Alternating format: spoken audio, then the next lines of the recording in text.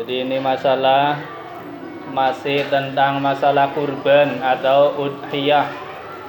Kemarin syarat-syarat sahnya itu kan ada satu ya. Syarat sahnya cuma ada satu, yaitu selamat atau terbebas dari cacat dan penyakit-penyakit. Jadi hewan yang untuk kurban itu harus selamat atau terbebas dari cacat dan penyakit-penyakit. Kemarin seperti penyakit buta atau pincang atau buta sebelah ya.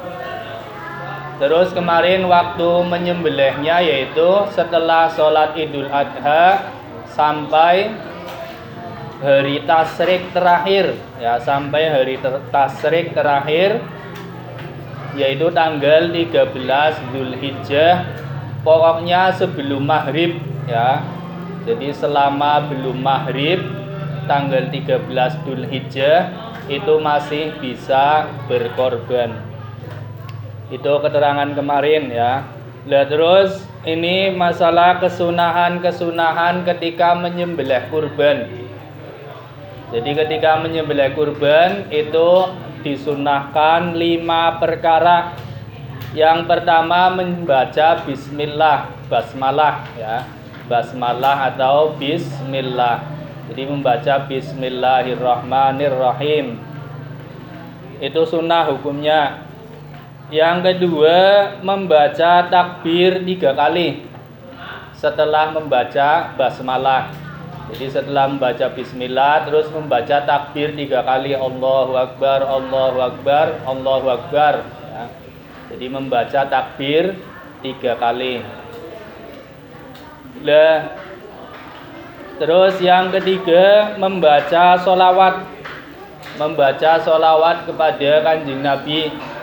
Ya minimal Allahumma sholli ala Sayyidina Muhammad ya. Minimal seperti itu. Tidak usah panjang-panjang membaca sholawat nariyah, suwen ya. Ya jadi minimal sing penting Allahumma sholli ala Sayyidina Muhammad atau ditambahi wa ala alihi washabbihi wasallim ya misalnya. Jadi pokoknya membaca sholawat kepada Kanjeng Nabi.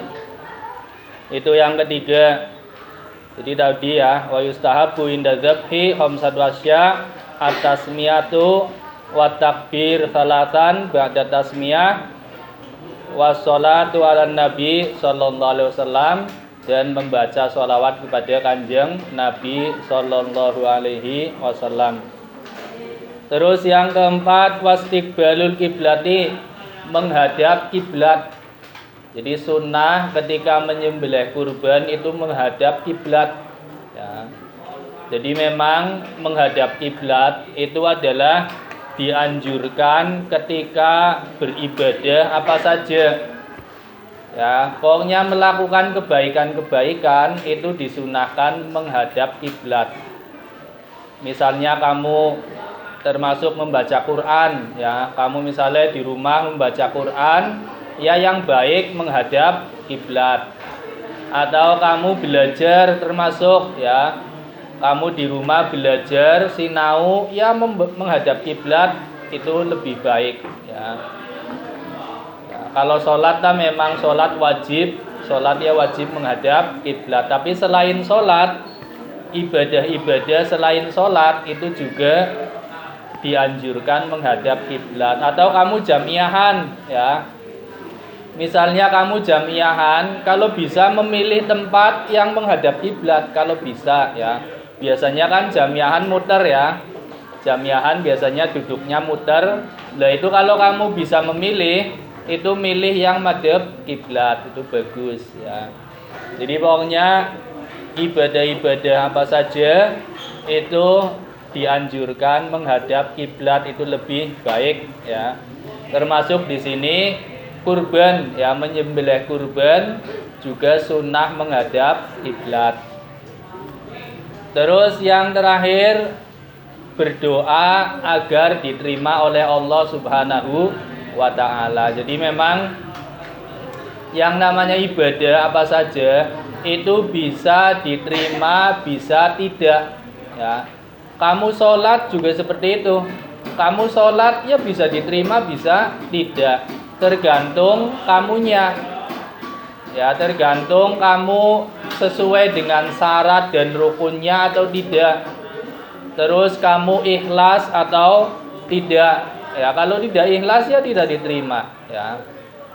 Jadi ibadah apa saja, sholat, puasa, zakat, haji, dan lain-lain, membaca Quran.